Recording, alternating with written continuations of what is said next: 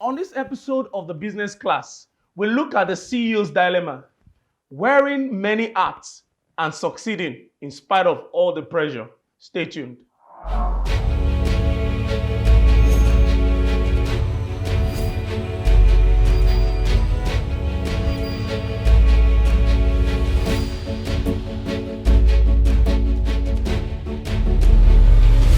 The business class. I'd like you to subscribe to our YouTube channel and turn notification on. Follow us across all our social media platforms. And guys, please share this content. And also, let us have a conversation. Why don't you comment and also ask questions? We're free to answer your question. And so, note that this program is powered by Emerald Hills Digital Solution. We are the predictive ROI company. We help you with your lead generation, nurturing your leads and helping you to convert your lead and giving you money in your account, right? So guys, contact us. Have you ever wondered how people expect you to survive as a CEO, as a director of a company, right? You are wearing many hats. Don't let us even talk about what you're doing at home. There are several caps you're wearing as a father, as a lover, as a husband, as a church member, or whatever religion, a very responsible club member, even in your estate association, they want you to be active. Now, that is a lot of pressure by itself. How about in the job setting, in your business? It's even complicated if you are a startup. Chief sales officer, you are the chief financial officer, you are the chief marketing officer, you are the chief operations officer, right? And, you're expected to keep everything together. You are the coach, you are the leader, you are the manager at the same time. At times, you have to grow granular and become the technician. So how do you survive all of these things without cracking? And that's what we want to talk about. It's a critical CEO's dilemma. I find myself in this most of the time. So what we're going to look at today is how do we generally survive this? And we keep our head above the waters, literally, right? So how do you do it? How do you do it? As a startup, one of the things you need to do is to prioritize. If you're a startup, in all of this juggling of so many tasks and so many dimensions, I think for a startup, what you need to focus 80% of your attention on is revenue. First thing is that you need to understand priority. You need to understand priority, and by that I mean, so for example, if you're a startup, say your business is in between the first 24 months, what you need to focus on, amongst every other things, right, is 80% of your focus should be on sales. Not even on branding or marketing or whatever. Because if the money doesn't come in, you are not going to survive as a business. Putting policies and structures in place, they look nice and all of that. And typical consultant, we advise you on that. Yeah, you do that if you have a lot of people maybe in the system. Maybe you have a startup fund. Maybe you have investors fund. But if you are bootstrapping, right, you need to understand this.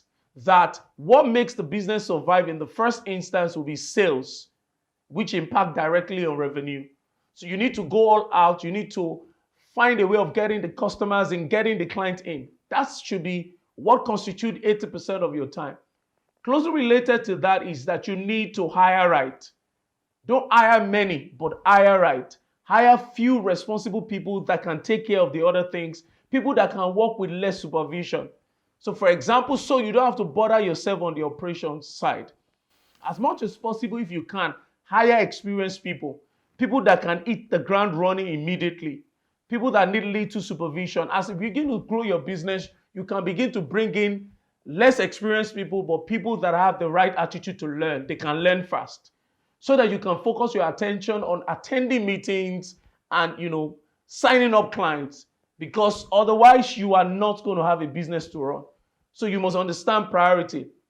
The same thing happens for a growing concern. So if you are a CEO of a growing concern, say you passed the first 2 years, you're in the third year, the fourth year, and you have steady stream of income coming in, you have client base to serve, Then now you need to begin to focus on structure. Begin to focus your attention on, setting up the policies, setting up the operation manual, the operations handbook, working on timelines, on the job, looking at how you can achieve efficiency at your work. In that instance, you are assuming the role of a CEO. That's the Chief Operations Officer. So that time, you need to spend 80% of your time working on your operations. Working on, I did not say working in your operations, which means you make sure that you look at the whole turnkey of what it takes to achieve service delivery, from when the customer comes in to when they have customer delight. And how do you ensure that that system is very, very efficient so that your churn rate will be very low and customer satisfaction will be very high, so you have more customers, to serve. So you need to understand that. In the first instance, as a startup, you are the CSO, right? The Chief Sales Officer, or you can call it the CMO. Your focus 80% of the time is on marketing and sales and getting the money in. As you begin to morph, you become the Chief Operations Officer, right? So beyond 5 years, now you're stable, your processes are in place, steady client base, you are growing at the pace that you want to grow. What do you need to focus on as a leader? You now need to focus on being the Chief Executive Officer. You now need to be the visionary. You need to now begin to coach. You need to begin to do more of leadership. Mind you, I do not mean that in those first 2 phases that you don't mentor, that you don't lead. But really, in those first instance, your role is more of a managerial role, right? You need to ensure. That's why at times CEOs come across as if they are very hard. So, employee might not even really understand. But even though in those first few years, you need to also mentor, you need to also motivate. But that is not your priority at that point. At this point now, you begin to work on your leadership. You begin to look at next level people that can have next level thinking. So which means you need to begin to look within your staff to see and begin to groom leaders, so that even if you are not around for a long period of time, the business will work by itself, because you have people that can self-govern. You need to look for people that have self-leadership, because self-leadership precedes organizational leadership. So you need to begin to look at people that are responsible and you begin to groom them. Your culture must also encourage people taking initiative, people grooming their leadership skill. The issue of team building and working together becomes very important. As a leader, you now need to begin to get personal with your staff. You need to care about them, about their family, about their future aspiration. You need to motivate them. You need to be the cheerleader now in the organization. So that's how you focus. You must understand priority. The next most important thing is that you must understand timing. You must understand how to know what to do at the right time. Remember, in all of these things, even though your emphasis, maybe a startup, is different from a growing business and a big business that begin to settle, you still need to wear those hats day in, day out. So, for example, as a leader, you need to know when to be a manager and when to be a coach. You can't afford to mix both.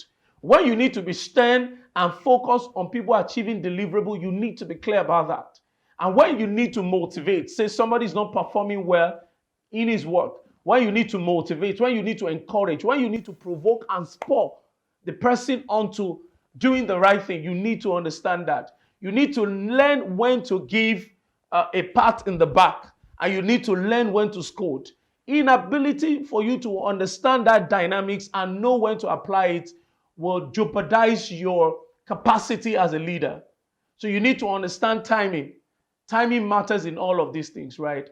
So, and you need to also take time to reflect as a leader. That's the third point. Take time to reflect and think as a leader, because you need that wide space to be able to think.